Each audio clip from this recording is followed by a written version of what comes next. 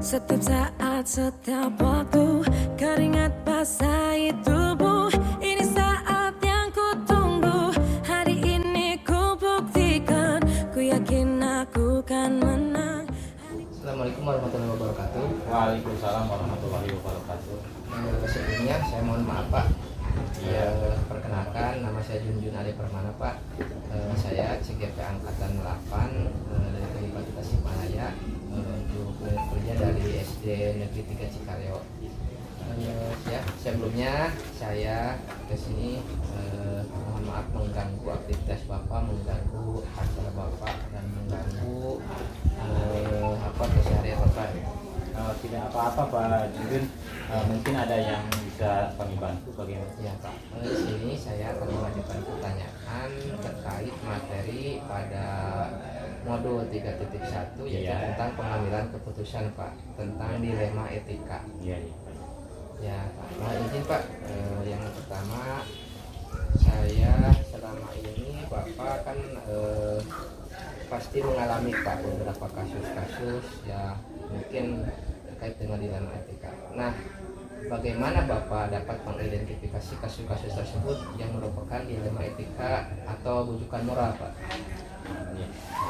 Begini Pak Junjun ya, selama perjalanan saya sebagai kepala sekolah, saya yang pertama itu bisa mengetahui mana itu dilema etika, kemudian mana bujukan moral. Tadi kan dilema etika, kalau menurut saya dilema etika itu kan benar melawan benar juga. Jadi dua-duanya benar Pak ketika pengambilan keputusan, sedangkan bujukan moral dihadapkan dua kepentingan, yang satu benar dan yang satu salah. Nah, cara menghadapi saya ketika dihadapkan dengan permasalahan dilema etika atau bujukan moral, yang pertama saya lakukan adalah tentu saja saya menganalisa, mengidentifikasi, mencari tahu apa yang sebenarnya terjadi, kemudian kasus tersebut bisa muncul itu pertamanya dari mana. Mungkin itu Pak yang pertama saya lakukan ketika dihadapkan dengan permasalahan dilema etika, kemudian saya harus mengambil keputusan atas kasus tersebut. Ya baik Pak. Kemudian bagaimana Bapak menjalankan pengambilan keputusan tersebut, terutama mungkin untuk kasus-kasus di mana ada dua kepentingan yang sama-sama benar atau sama-sama mengandung nilai kebaikan Pak? Yang saya lakukan ketika mengambil keputusan, ketika dihadapkan dengan permasalahan dilema etika, tentu saja yang saya lakukan pertama kali yang menjadi pertimbangan pokok adalah sejauh mana kebermanfaatan keputusan tersebut. Nah, kemudian setelah diambil keputusan, sejauh mana juga keputusan tersebut akan berimbas positif dalam jangka waktu pendek, kemudian harus menjadi pertimbangan juga dalam jangka waktu panjangnya nanti di kemudian hari. Jadi ya tadi yang pertama yaitu sejauh mana kebermanfaatannya dan imbasnya gitu ya Pak? Iya Pak. Ya. Kemudian langkah-langkah atau prosedur seperti apa yang mungkin biasa Bapak lakukan selama ini? Langkah atau prosedur yang sudah saya lakukan ketika akan mengambil keputusan ketika ada permasalahan dilema etika, yang pertama adalah saya berdiskusi terlebih dahulu Pak dengan rekan sejawat. Kemudian saya juga secara pribadi menganalisa, kemudian mengidentifikasi. Nah, apabila perlu, saya juga akan berkolaborasi untuk pengambilan keputusan supaya tidak ada salah satu pihak yang dirugikan ketika nanti pada akhirnya harus diambil keputusan atas dilema etika tersebut. Jadi mungkin ada 4 langkah ya Pak. Yang pertama diskusi, analisa, identifikasi, dan kolaborasi ya, itu sebagai kuncinya Pak. Ya. Kemudian hal-hal apa saja yang selama ini Bapak anggap efektif Pak dalam pengambilan keputusan pada kasus-kasus dilema etika tersebut Pak? Langkah yang menurut saya dianggap efektif ketika saya akan mengambil keputusan dilema etika, tentu saja dengan komunikasi Pak. Dengan komunikasi yang terjalin dengan baik, maka segala sesuatu permasalahan insya Allah dapat terselesaikan. Nah, misalkan seperti ini Pak, ketika permasalahan tersebut terjadi secara personal nih, secara pribadi, maka saya akan melakukan bisa berbagai cara Pak, misalkan dengan coaching atau misalkan dengan pemanggilan secara khusus ke ruangan saya, kemudian bicara dari hati ke hati. Kemudian selain itu juga ketika menyangkut orang banyak nih, misalnya saya harus mengambil keputusan dilema etika tapi kaitannya dengan orang banyak, tentu saja saya akan melakukan beberapa langkah yang tadi diucapkan di awal, dan pada akhirnya kan akan terjadi kolaborasi, akan terjadi musyawarah untuk mengambil keputusan yang bisa dimufakati oleh bersama. Ya, Pak. Demikian sekali Pak. Kemudian apakah Bapak memiliki sebuah tata cara Pak atau jadwal tertentu gitu dalam sebuah penyelesaian kasus dilema etika, dan apakah Bapak akan langsung menyelesaikannya pada waktu itu? Kemudian apakah Bapak memiliki sebuah jadwal untuk menyelesaikannya, atau baik itu bentuk atau prosedur seperti apa yang Bapak jalankan?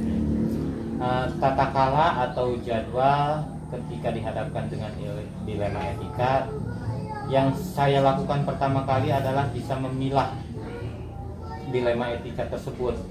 Maksud saya begini Pak, ketika dilema etika tersebut permasalahannya secara personal Pak atau pribadi, maka tata cara atau jadwal yang saya lakukan adalah sesegera mungkin untuk melakukan pengambilan keputusan, karena dengan tujuan supaya permasalahan tersebut tidak berlarut-larut Pak. Tetapi misalkan ada nih permasalahan tapi kaitannya dengan berbagai sektor, dengan berbagai pihak, maka tentu saja saya akan menjadwal, saya menganalisa dulu, kemudian mengidentifikasi, kemudian berkolaborasi. Nanti dalam jangka waktu tertentu saya akan agendakan sebuah rapat, sehingga di sana terjadi misalkan adu argumen dan terbentuklah sebuah keputusan bersama yang bisa dipertanggungjawabkan oleh bersama. Berarti kalau begitu sesuai kondisi gitu ya Pak? Iya, sesuai dengan kasus dilema etika itu baik. Kemudian begini Pak, ada juga kasus misalkan tadi kan ada jeda waktu nih, tapi misalkan ketika tingkat urgensitasnya itu sangat mendesak, maka sesegera mungkin saya akan melakukan tindakan untuk pengambilan keputusan. Kemudian hal-hal apa saja yang selama ini merupakan tantangan dalam pengambilan keputusan pada kasus-kasus dilema itu Pak? Hal-hal atau tantangan ketika untuk sebagai tantangan ya Pak ya? Ya, sebagai tantangan adalah tetap dengan hati nurani, faktor intrinsik, ketika kita harus mengambil salah satu keputusan di mana keputusan tersebut benar Pak. Jadi kita harus bisa menimbang secara rasa, menimbang secara regulasi. Keputusan itu merupakan keputusan yang terbaik Pak dari semua keputusan yang baik tersebut. Itu yang menjadi tantangan yang saya rasakan selama ini. Kemudian adakah seseorang atau faktor-faktor apa yang selama ini mempermudah atau membantu Bapak dalam pengambilan keputusan dalam kasus-kasus dilema etika ini Pak? Faktor-faktor yang mempermudah ketika saya akan mengambil keputusan, yang pertama adalah komunikasi, yang kedua adanya rasa satu tujuan Pak. Di sebuah instansi itu tetap ada tanggung jawab bersama Pak ya. Ada tanggung jawab bersama, kemudian terjadi komunikasi yang baik, sehingga ketika hal itu tercapai, terjalin, maka ketika kita dihadapkan dengan dilema etika, keputusan akan secara lebih mudah lagi untuk diambil. Ya, Pak. Nah, dari semua hal yang telah Bapak sampaikan, nah pembelajaran apa Pak yang dapat Bapak petik dari pengalaman Bapak untuk mengambil keputusan dilema etika tersebut Pak? Pengalaman yang bisa saya ambil hikmahnya ketika mengambil keputusan, yang sudah saya lakukan adalah yang pertama itu saya harus bisa berhati-hati ketika menyampaikan informasi hasil keputusan dilema etika, karena tidak menutup kemungkinan kalau saya gegabah atau mungkin tidak berhati-hati ketika menyampaikan informasi tersebut, maka akan terjadi miskonsepsi bahkan miskomunikasi terhadap keputusan yang sudah diambil. Kemudian langkah tadi hal-hal yang menjadi hikmah atau pembelajaran bagi saya, yaitu kita sebagai pengambil keputusan harus bisa membaca situasi, Pak, membaca situasi kapan kita mengambil keputusan tersebut. Dan yang terakhir adalah mengontrol emosi, Pak. Jadi maksudnya di sini kita harus terlebih dahulu mendahulukan kepentingan bersama. Jangan kita emosi didahulukan, ada istilah egosentris atau kepentingan tertentu sehingga keputusan yang diambil itu nantinya akan menjadi salah. Itu mungkin Pak yang saya dapat utarakan. Ya, baik Pak. Mungkin untuk sesi wawancara ini Bapak, saya ucapkan terima kasih yang sebesar-besarnya, mohon maaf atas segala kekurangan saya, dan mohon maaf saya telah mengganggu aktivitas Bapak. Sama-sama Ya, Pak, sukses terus Pak. Amin Pak. Ya, mudah-mudahan di waktu selanjutnya kita akan bertemu lagi Pak. Mudah-mudahan diskusi ini berjalan terus Pak. Kemudian kita menemukan solusi untuk kedepannya Pak. Terima kasih Pak. Assalamualaikum warahmatullahi wabarakatuh. Waalaikumsalam warahmatullahi wabarakatuh.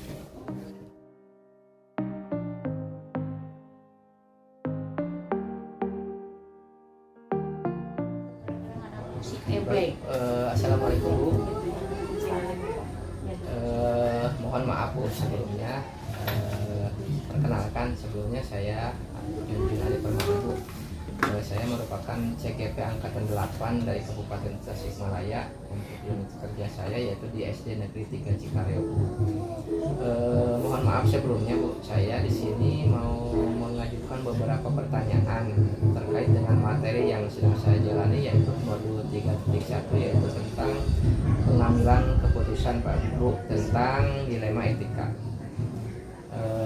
Selanjutnya mohon izin Bu, yang pertama untuk pertanyaan yang pertama, yaitu bagaimana Ibu dapat mengidentifikasi kasus-kasus yang merupakan dilema etika atau rujukan moral. Untuk yang pertama yang saya lakukan untuk mengidentifikasi apakah kasus tersebut merupakan rujukan moral ataupun dilema etika, maka saya mengidentifikasi kasus-kasus tersebut. Jika kepentingan, dua kepentingan itu sama-sama benar, maka itu termasuk dilema etika yang memiliki nilai kebajikan keduanya. Dan apabila itu salah satunya pertentangan antara salah dan benar, itu merupakan rujukan moral. Jadi intinya kita mengidentifikasi sesuai kasusnya ya Bu. Kemudian bagaimana Ibu menjalankan pengambilan keputusan di sekolah Ibu, terutama untuk kasus-kasus di mana ada dua kepentingan yang sama-sama benar atau sama-sama mengandung nilai kebaikan.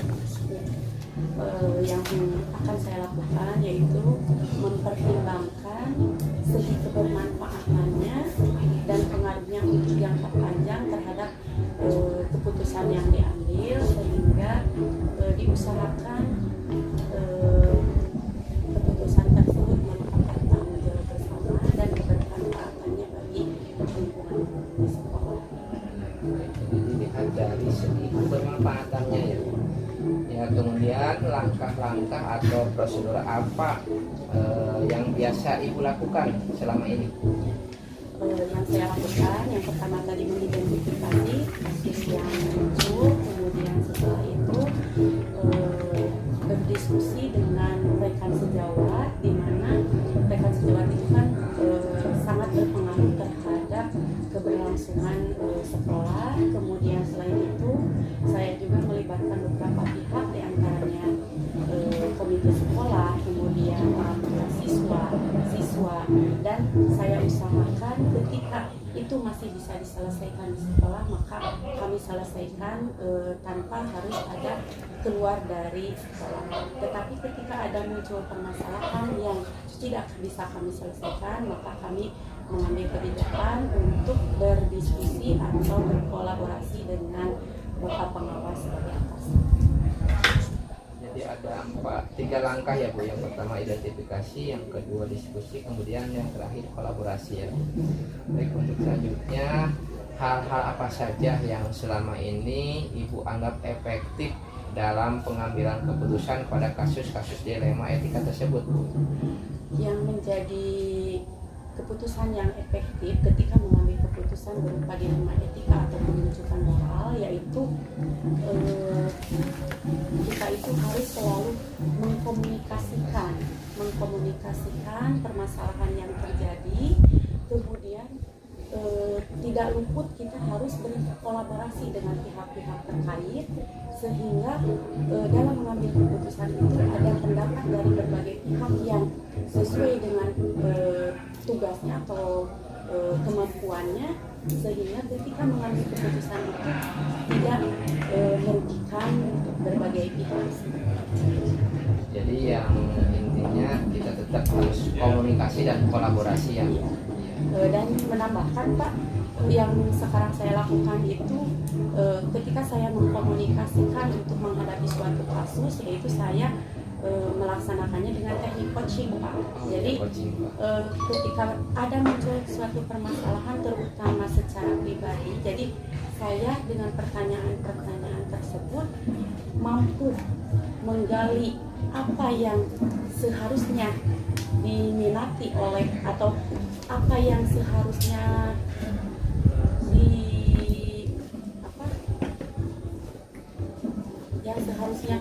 orang tersebut mau, sehingga ketika mengambil keputusan itu maka orang tersebut akan lebih bertanggung jawab dalam menyelesaikan permasalahan yang ada. Kalau untuk pemanggilan khusus misalnya Bu, bagaimana?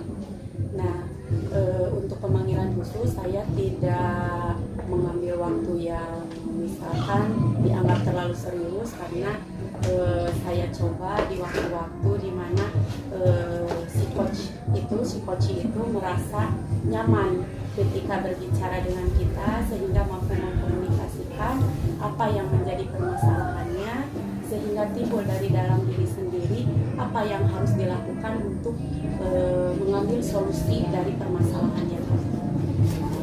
Kemudian hal-hal apa saja yang selama ini merupakan tantangan dalam pengambilan keputusan pada kasus-kasus dilema etika tersebut? Saya sendiri tentu secara manusiawi punya ego masing-masing. Ketika itu kita harus bisa menahan ego kita mengambil keputusan, jangan hanya dari diri sendiri, tetapi kita juga harus mempertimbangkan orang-orang sekitar yang tentu saja terlibat dalam hal tersebut, sehingga mendapatkan keputusan yang terbaik.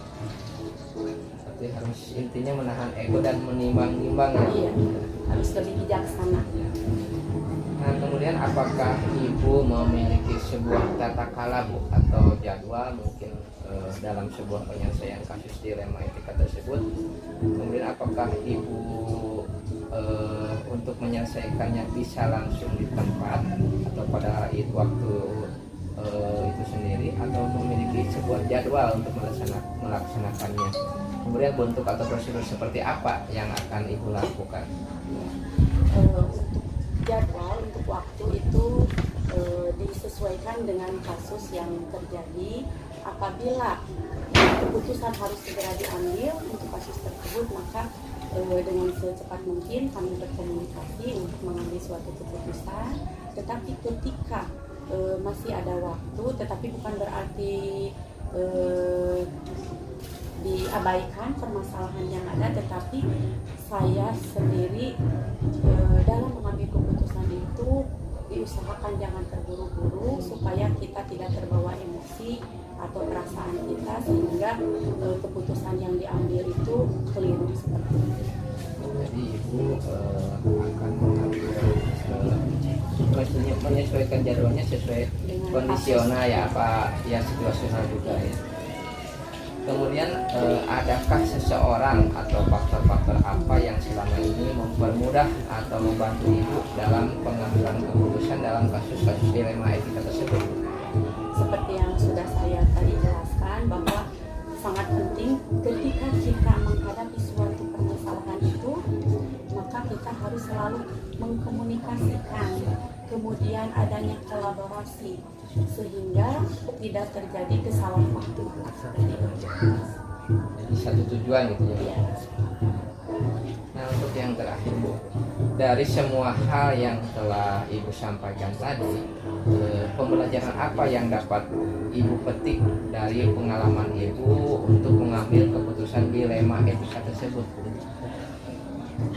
Pelajaran yang bisa saya ambil ketika ada suatu permasalahan, kita harus benar-benar mempertimbangkan langkah apa yang harus kita lakukan, latar belakang kasus tersebut bisa muncul itu seperti apa, sehingga kita bisa menentukan langkah selanjutnya untuk menyelesaikan permasalahan tersebut, tentu saja dengan komunikasi, kolaborasi dengan berbagai pihak di lingkungan kita, di lingkungan sekolah, yaitu rekan sejawat, yaitu guru, kemudian kepala sekolah, komite sekolah, kemudian orang tua siswa, juga siswa, dan apabila diperlukan saya melibatkan pengawas atau pihak berwenang. Baik Bu, alhamdulillah. Untuk pertanyaan-pertanyaan yang Ibu sampaikan saat ini mungkin cukup sekian Bu. Terima kasih atas waktunya, terima kasih atas mungkin saya mengganggu waktu itu ganggu aktivitas itu. Terima kasih Bu, mudah-mudahan kedepannya kita bisa kolaborasi Bu dan bisa mungkin ya diskusi untuk ya. Terima kasih Bu. Assalamualaikum warahmatullahi wabarakatuh.